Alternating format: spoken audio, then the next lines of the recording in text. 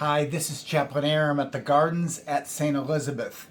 We just celebrated All Saints Day last weekend, and our patron saint here, of course, our namesake, is St. Elizabeth of Hungary. And she is a fascinating woman, and it's really cool that we're named after her. I want to give a little history. She was born in the year 1207 into nobility to Hungarian King Andrew and Queen Gertrude of Morania. You know, in those days, you were pressed into service at a very young age. She was educated, had a lot of responsibilities. But at the age of 6, her mother was murdered. There was a lot of political strife going on. And that murder of her mother, think of it, 6-year-old girl, really impacted her. And she sought peace through prayer with God. She spent hours just in prayer, and it dramatically changed her life. In 1221, several years later, I think she was still a teenager, she was formally married to a man named Ludwig, whom she deeply loved. It was arranged, but he was from nobility, and they bore 3 beautiful children. But she really practiced an austere life, wore simple clothing, and she began to give away all the wealth of the palace that they lived in. And she practiced penance, devoted her life to charity. In 1223, Franciscan friars arrived in the area, and they taught 16-year-old Elizabeth the ideals of Francis, and she took them on herself and wanted her life to mirror his.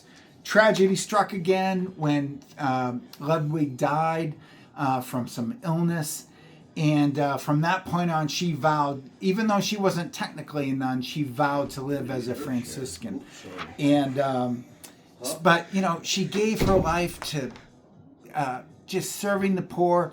She's often pictured holding bread. And so she gave, they say, up to 1,000, she served bread to up to 1,000 poor people every day.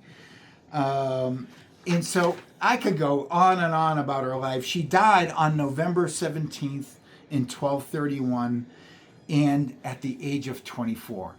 I mean, this woman, she served the poor. She had a hospital built when she received her dowry. She used it to fund the building of a hospital. I mean, she accomplished more in 24 short years than most people in an entire lifetime. And so it's really cool that she's our patron saint. We honor her on the 17th. By baking loaves of bread for our residents and staff. Kenny in the kitchen, he bakes like 200 little loaves. We give them out to our staff and residents.